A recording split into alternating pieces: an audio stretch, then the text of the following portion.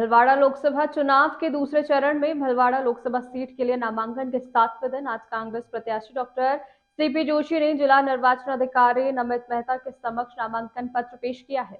क्षेत्रीय पत्रकार प्रकाश चपलोत ने एक्सप्रेस न्यूज भारत को बताया कि नामांकन दाखिल के दौरान पूर्व मंत्री रामलाल जाट, बूंदी विधायक अशोक चांदना और अखिल भारतीय कांग्रेस कमेटी के सचिव धीरज गुर्जर सहित उपस्थित थे। नामांकन भरने के बाद सीपी जोशी ने कलेक्ट्रेट के बाहर मीडिया से बातचीत करते हुए भाजपा पर निशाना साधा।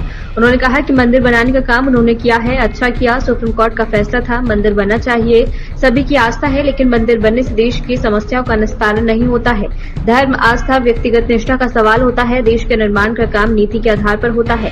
नीति और निर्माण का काम देश की हर पार्टी को करना चाहिए। नामांकन करने के बाद सीपी जोशी ने कलेक्ट्रेट के बाहर मीडिया से बातचीत करते हुए भाजपा पर निशाना साधा। वो बोले, मंदिर बनाने का काम उन्होंने किया, अच्छा किया। सुप्रीम कोर्ट का फैसला था, मंदिर बनना चाहिए, सभी की आस्था है, लेकिन मंदिर बनने से देश की समस्याओं का निस्तारण नहीं होता है।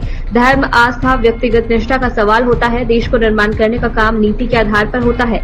नीति निर्माण का काम देश के हर पार्टी को करना चाहिए। वहीं दूसरी ओर सुरक्षा की दृष्टि से भी जिला प्रशासन की ओर से कलेक्ट्रेट परिसर पर बड़े बंदोबस्त किए गए हैं। जो कलेक्ट्रेट और परिसर छावनी में तब्दील हो गया, जिससे कि सुरक्षा व्यवस्था में कोई चूक न हो। और आज और कल बड़े नेताओं के नामांकन दाखिल के दौरान दोनों पार्टियों के कांग्रेस व भाजपा बड़े लीडर भी नामांकन के दौरान मजदूर के मतदाताओं ने मुझे इस क्षेत्र का सांसद बनाने का अवसर दिया। जब मैं चुनाव लड़ने आया था तब मैंने उस समय कहा था कि भीलवाड़ा के पीने की पानी की समस्या निदान नहीं कर दूंगा तो मैं चुनाव लड़ने नहीं आऊंगा। भीलवाड़ा के मतदाताओं के आशीर्वाद से, मेरे पार्टी के नेतृत्व के आशीर्वाद से मुझे भारत सरकार में मंत्री बनने का अवसर मिला और इस समस्या का निदान करने का मैंने प्रयत्न किया। 5 साल के टेन्योर में जितनी वित्तीय स्वीकृति करे, काम प्रारंभ किया, लेकिन पानी घरों में नहीं पहुंचा था। इसलिए मैं दोबारा चुनाव लड़ने के लिए वहां पर नहीं आया। आज मेरी पार्टी के नेतृत्व ने फैसला किया आपको भीलवाड़ा से चुनाव लड़ना, और मेरे कार्यकर्ताओं के सबके मन में ये थी कि आप यहाँ पर आइए, चुनाव लड़िए।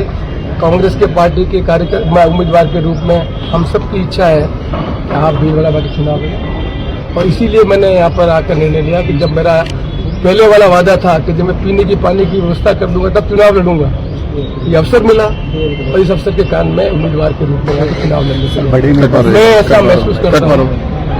आज जो सबसे बड़ी समस्या है, गाँव का गरीब आदमी का बच्चा पढ़ता है, कोई हायर एजुकेशन ले रहा है, पर एम्प्लॉयमेंट के अवसर नहीं है। भीलवाड़ा एक पोटेंशियल इलाका है जहाँ पर सरकारी नौकरी के अलावा भी यदि सरकार ठीक ढंग से यहाँ के पोटेंशियल को हार्नेस करे तो एम्प्लॉयबिलिटी के चांस बनते हैं। हम जा रहे हो, लेकिन भारतीय जनता पार्टी राम मंदिर 370 और विकसित भारत के संकल्प के साथ जनता के बीच जा रहा है, तो आप इनका किस तरह मुकाबला मानते हो? आप नई पीढ़ी के लोगों को यह मालूम है, देश आजाद होने के बाद इस देश में सोमनाथ के मंदिर का निर्माण किसने करना? कौन देश पार्टी के नेतृत्व करने वाले?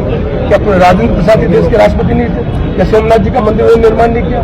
मंदिर निर्माण करने से देश की समस्या का निदान हो गया। मंदिर भी हमने निर्माण किया, नीति भी हमने बनाई और देश का निर्माण करने का काम किया, इससे देश आगे बढ़ा। मंदिर बनाने का उन्होंने काम किया, अच्छी बात है। सुप्रीम कोर्ट का फैसला था, मंदिर बनना चाहिए, सबकी आस्था है, और मंदिर बनने से देश की समस्याओं का निराकरण नहीं होता। 10 साल में हमने कहा बेरोजगारी दूर करेंगे, हमने महंगाई दूर करेंगे। क्या बेरोजगारी दूर करने के लिए काम किया? तो महंगाई दूर करने के लिए काम किया। इसलिए धर्म और आस्था, व्यक्तिगत निष्ठा का सवाल होता है। देश को निर्माण करने का काम नीति के आधार पर होता है, वो नीति निर्माण का काम हर पार्टी को करना चाहिए। राजनीतिक पार्टियों को अलग अलग विचारधारा होती है, नीति भी होती है, उसी से प्रभावित होकर लोग वोट देते हैं और उनको अवसर मिलता है। तो नीति के आधार पर देश का निर्माण करना चाहिए। 10 साल पहले जो मुद्दे थे, सरकार बनने के बाद मुद्दे वो के वही हैं, वही महंगाई है, वही अनएम्प्लॉयमेंट है, वही एम्प्लॉयमेंट को एड्रेस करने के लिए कोई काम नहीं हुआ। इसलिए मैं समझता हूँ कि इस देश के नौजवान पीढ़ी के लोगों को समझने की आवश्यकता है।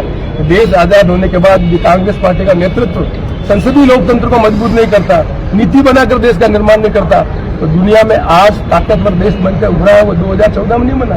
1947 से लगाकर 2014 तक कांग्रेस पार्टी के नेतृत्व ने नीतियां बनाकर जो काम किया, तब हम दुनिया में आज ताकतवर देश बनकर उभरे हैं। इसलिए मैं समझता हूँ कि इस संदर्भ में समस्याओं